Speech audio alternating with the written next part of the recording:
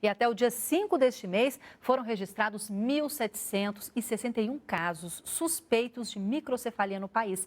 São 422 municípios de 14 estados da federação. Pernambuco é o estado com maior número de casos, 804. E o Distrito Federal menor, apenas 1.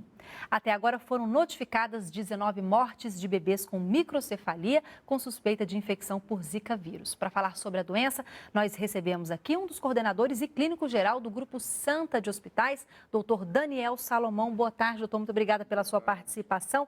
Brasília, o caso que a gente tem de microcefalia, a pessoa não pegou aqui. Ela pegou fora e veio, não é isso? A gente não tem nenhum caso suspeito ainda que foi adquirido aqui na região, né? Um caso autóctone. Confirmado. Isso, é um caso externo. Nós temos alguns casos suspeitos que estão em investigação? Sim, a gente tem, às vezes, a gente acaba tendo casos de notificação da microcefalia, né? Mas em investigação oficial, só um caso até o momento. É esperado um surto de Zika aqui no Distrito Federal para o início do ano? Se a gente for observar a nossa história aqui em Brasília, né? No Distrito Federal de maneira geral, nós costumamos ter mais casos desses tipos de infecção causadas por vírus, né? Especialmente a dengue, no início do ano, porque a gente tem aquele período da seca, né? Volta a chover ali em outubro, mais ou menos, há uma proliferação maior de mosquitos e a gente começa a ver o aumento de casos significativamente no final do ano e no início do ano.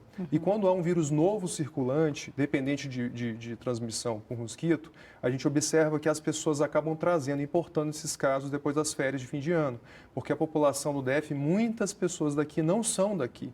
Saem ou para o lazer ou para ver as famílias em festa de final de ano e vão retornar. Algumas pessoas devem voltar infectadas e a gente pode ter um início de casos na região, né?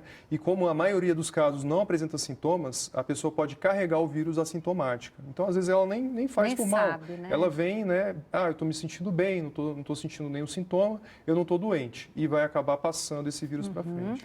Agora, doutor, circula no WhatsApp uma mensagem que diz que crianças de 0 a 7 anos também podem ser prejudicadas, eles estão por causa do vírus, né, da Zika, se pegarem o vírus. E estão dizendo, inclusive, que é a nova poliomielite, isso é verdade? Não tem nenhuma semelhança com a poliomielite, né? A sequela do Zika é em crianças em formação, né? É uma diminuição do desenvolvimento cerebral. A gente não tem a sequela motora em adultos e crianças confirmada.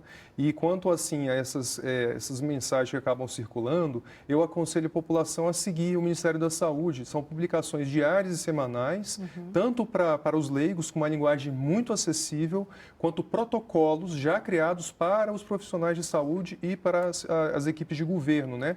Para se pautarem, terem a mesma conduta. O Ministério não tem omitido nenhuma informação, desde o início, inclusive, quando já era hipótese, já foi declarado como hipótese, e tudo que aparece de atípico é, no mínimo, aventado lá como relação com o Zika, né? Então, teve-se agora a especulação do aumento de uma síndrome chamada Guillain-Barré, que é uma paralisia que causa musculatura, é uma coisa mais rara, não está sendo assim tão frequente quanto a microcefalia. Mas também está acontecendo. Mas está em estudo, porque a gente tem que ter uma validação estatística para você conseguir concluir, né, as coisas. Então, são hipóteses que são levantadas. O que o vírus poderia fazer é um quadro de encefalite, que pode acontecer com as infecções virais de maneira geral. Em crianças né? e em adultos, essa encefalite? Crianças e adultos seria mais ou menos uma chance razoável de acontecer. Mas ela deixa sequelas como a na encefalite por vírus, normalmente, ela não gera sequelas, né? Houveram alguns casos que se aventou que foi causada pelo Zika. Isso também está em avaliação. Agora, a Guillain-Barré aumentou realmente um pouco essa estatística.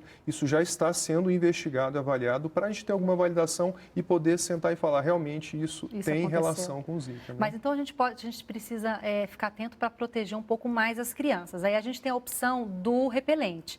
Aí surgiu uma outra conversa de WhatsApp que o uso de repelente poderia causar leucemia nas crianças. Isso é verdade ou não? Produtos químicos são conhecidamente causas, né, de leucemia, mas não existe correlação estatística da leucemia com o repelente, né?